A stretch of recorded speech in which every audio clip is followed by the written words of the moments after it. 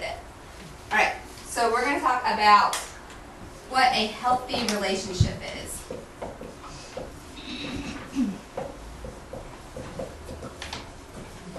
So let's brainstorm, okay? So think about either people in your lives or, people that you know. It could be like even celebrities or movies or whatever. And what makes their relationship healthy? Like, what do they have? What are the components? Yes. Trust. Trust, how so? Like, when you say trust, they trust each other in what ways? Like, they don't lie to each other. Yep. So that's a huge part of it. What else? An understanding between them. Okay, understanding.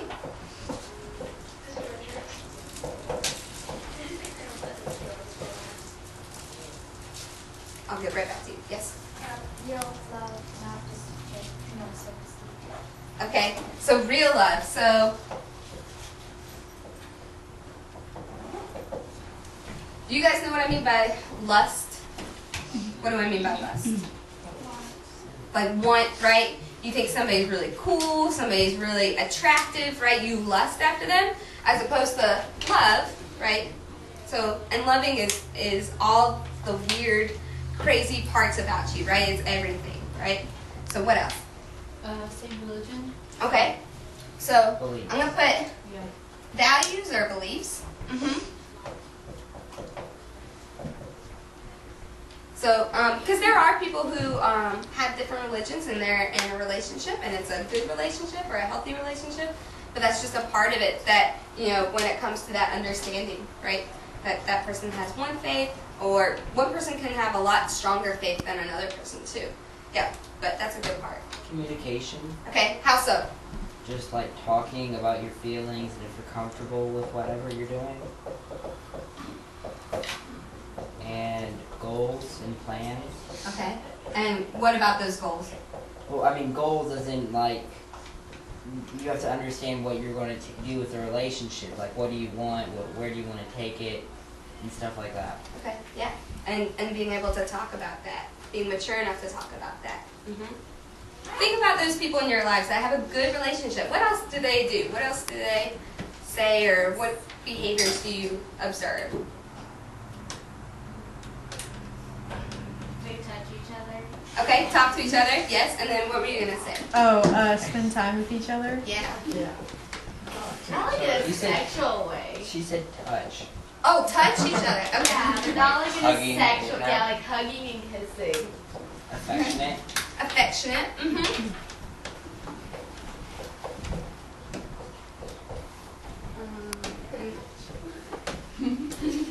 So touch is a part of that, right? Feeling comfortable with somebody, and then a part of that is consent too, right? So, that you guys talk to each other and you say, oh, it's okay if we hold hands, or can I kiss you, right? Consent is a big part of a relationship as well, because you can't just go up and kiss somebody, right? That's not okay. But being able to talk to that person, right? So what do I mean by, like, setting boundaries? Like, what's comfortable for both of you. Okay, excellent. Right, for both of you, right?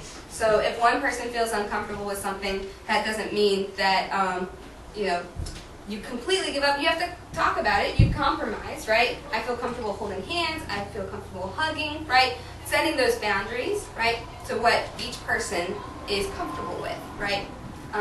But knowing your personal boundary, right? So that's really important to think about before you get in a relationship, when you're in a relationship, okay? Because we talked a lot about the peer pressure, right? And especially when you're in a relationship with somebody and you really, really like them, a lot of times people will try to push those boundaries, because they really like you and they want to touch you and they want to be intimate, So knowing where you feel comfortable and also where that other person's comfort level is as well, okay? All right, what else? We spend time doing what? What do you guys do together? Watch a movie. Watch a movie. What else? Eat. Eat. Yes, eating is important. Okay. So, so when you mean like sleeping, like napping together, Yeah. or we're talking about like in a mature relationship that we're like in the same home together. In the same home. Okay. So this is my arrow that means later. Okay. So okay. Yes. Cuddling. Cuddling. Okay. So once again, goes to that affectionate, the touch, the boundaries, right? What about like the same humor? Do you guys find the Yeah. same things funny, right? Chemistry. Or chemistry? Okay, yeah. Right. So if this person tells a joke and you find it very offensive, makes it a little bit difficult, right? Being able to speak up and say, like, that's not a funny joke. Like, I don't think that's right. Or, you guys absolutely love the same, movie or, TV shows or whatever. Those things you guys can laugh together, right? You're equal in the relationship. Okay, so equality. How so? As in, like, one doesn't control the other. Okay.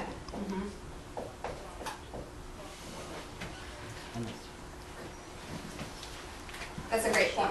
So we talked a little bit about like the difference in age, right? And how typically the older person can have a lot more power over a younger person, right?